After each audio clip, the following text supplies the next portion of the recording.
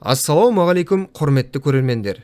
Айлардың сұлтаны болған Рамазан айының оразасын тұтқан әрбір жанға оразаңыз қабыл болсын демекпіз.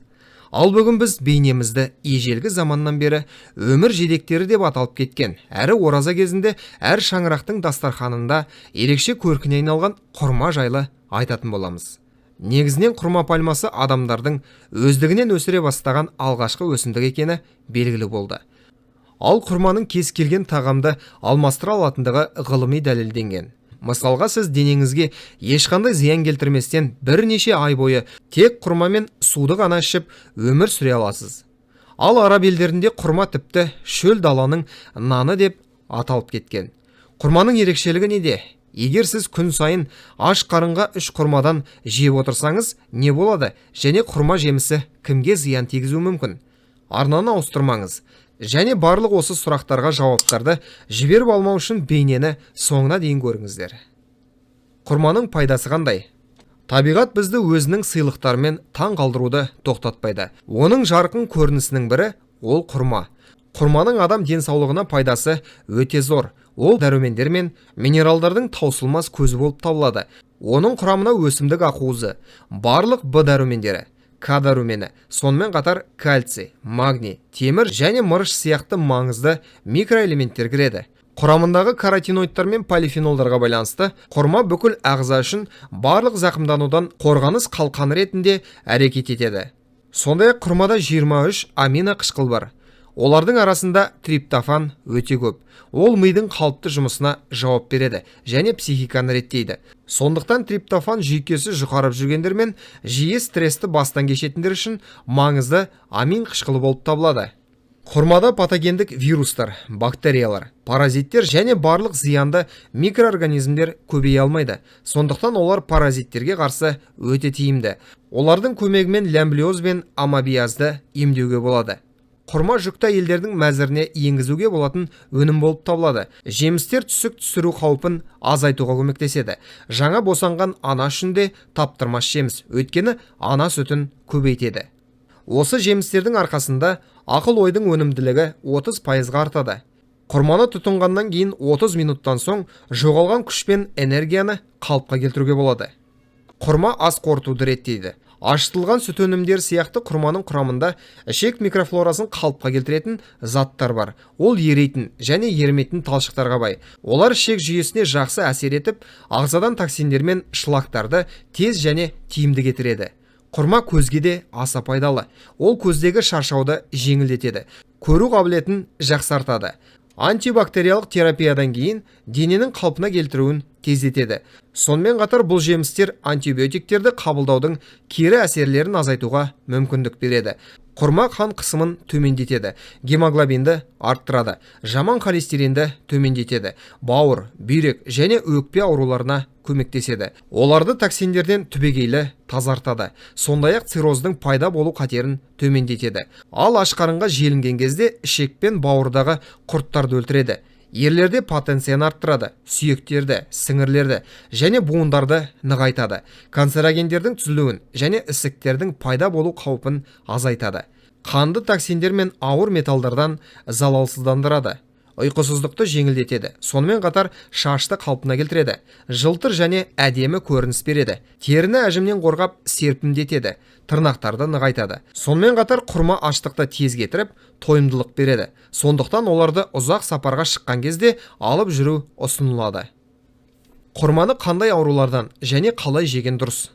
Жалпы құрма жеу және ораза кезінде 3 құрмамен ауыз ашу пайғамбарымыздың, оған Аллахтың игілігі мен сәлемі болсын, сүннет амалдары болып табылады. Сондықтан құрманың халықтық медицинада да сан түрлі пайдасы сөзсіз.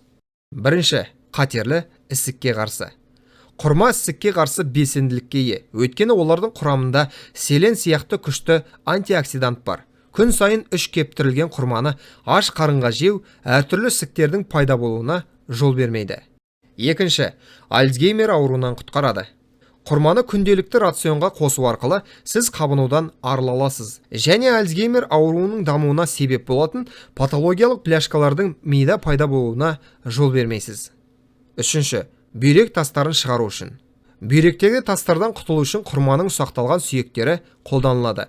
Ол үшін 6 құрма тұқымын ұнтақтаңыз. Содан кейін жарты литр тазартылған су құйыңыз. Баяу отта 10 минут қайнатыңыз. Содан кейін салқындатыңыз және сүзіңіз. Дайын өнімді аш қарынға күніне 3 рет тамақтанудан жарты сағат бұрын тұтыну керек. Есіңізде болсын, тек жаңа қайнатпаны қолдану керек. Ал бірнеше апта өткеннен кейін сіз тастардың қалай шыға бастағанын байқауыңыз керек. 4-ші, қыжылдан құтқарады. Құрма құрамындағы глютамин қышқылының арқасында қыжылдан оңай құтылуға болады. Ол асқазан қышқылын тиімді түрде жояды. Таңертеңнен бастап 3 күн бойы 3 құрма жеу арқылы сіз қыжылдан толық құтыла аласыз. 5-ші, холестерин деңгейін төмендетеді. Күніне 100 граммға дейін құрма жеу қандағы жаман холестерин деңгейін төмендетуге көмектеседі. Нәтижесінде тамырлар тазартылады және атеросклеротикалық бляшкалардың пайда болуына жол бермейді. 6-ші, іш қатудан. Мұны істеу үшін сіз 10 құрма алып, оларды дәндерінен тазартыңыз. Паста күйіне дейін ұнтақтаңыз. Алынған массаны бір ас қасық сары маймен және ұнтақталған қара бұрыш ұнтағының бірдей мөлшермен біріктіріп, қоспаны біртекті қылып араластырыңыз. Дайын өнімді таңертең аш қарынға қабылдау керек. Бұл ас қорыту процесін жақсартуға мүмкіндік береді.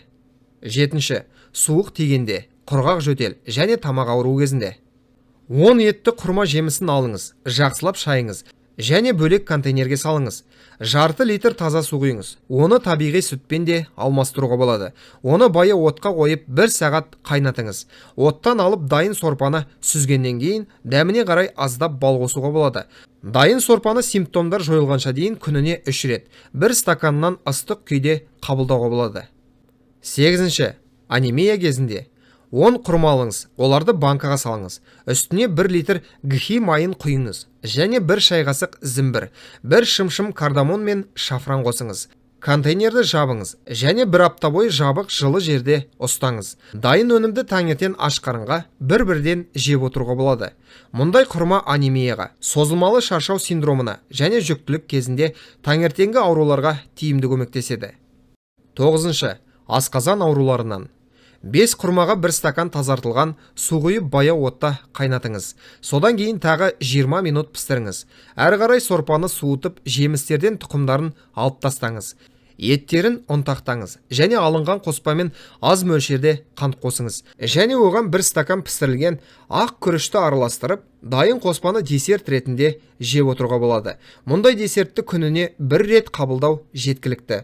Бұл асқазан ішек жолдарының ауруларымен күресуге және ас қорыту процестерін қалыпқа келтіруге көмектеседі. 10-ші, құрма кофесі. Құрманың 10 тұқымдарын алып табада қоңыр қара болғанша қуырып алыңыз. Кейін кофе ұнтақтағышта ұнтақтап, дайын өнімді кофе қылып қайнатып ішсеңіз болады. Ол жүйке жүйесін тыныштандырады. Ал таңертең осындай құрма кофесімен құрманың өзін жесеңіз, 1 күнге қажетті күш қуатты береді. 11-ші, иммунитетті нығайту үшін. Ол үшін құрма, зімбір тамыры, корица, қара мирабаланды тең пропорцияда алыңыз. Сонымен қатар шамалы түйе шөптерін қосу керек. Барлық компоненттерді ұнтақ күйіне дейін мұқият ұнтақтаңыз. Алынған қоспаны аз мөлшерде табиғи бал қосып жақсылап араластырыңыз. Барлығын кокос сүтімен құйыңыз. Ол шикізатты толығымен жабу қажет. Содан кейін 10 минут қайнатыңыз. Дайын қоспаны қарапайым джем ретінде шаймен бірге қолдануға болады. Құрманың зияны мен қарсы көрсеткіштері. Барлық жағымды жақтарына қарамастан жемістің кейбір қарсы көрсеткіштері де бар. Оларды қант диабетімен ауыратын адамдар тұтынбау керек. Өйткені олардың гликемиялық индексі жоғары болып табылады. Бұл қандағы қант деңгейінің күрт өсуіне әкелуі мүмкін. Сондай-ақ құрманы фруктозаға төзбеушілік пен ауыр аллергиялық аурулары бар адамдарға жеуге болмайды. Асқазан жарасы, гастрит, колит, энтерит және ас қорыту жүйесінің басқа да ауруларынан зардап шегетін адамдар үшін жемістерді тұтынуды шектеу керек. Есте сақтаңыз, аз қозғалатын адамдар үшін күніне 10 құрмадан артық жеуге болмайды. Ал егер белсенділігіңіз жоғары болса, онда олардың санын 20 құрмаға дейін арттыруға болады. Жалпы құрма Құран аяттарында көп кездесетін жеміс түрі.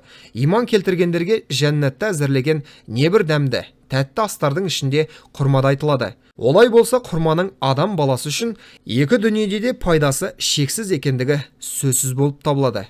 Құрметті көрермендер, осымен бүгінгі шығарылым аяқталды. Роликті соңына дейін көргендерге, сондай-ақ арнамызға тіркелгендерге ерекше алғыс білдіреміз. Бұл бейнені достарыңызбен және жақындарыңызбен бөлісіңіздер. Әрқашан пайдалы нәрселерден хабардар болу үшін арнамыздан алыстамаңыздар. Келесі кездескенше аман, сау болыңыздар.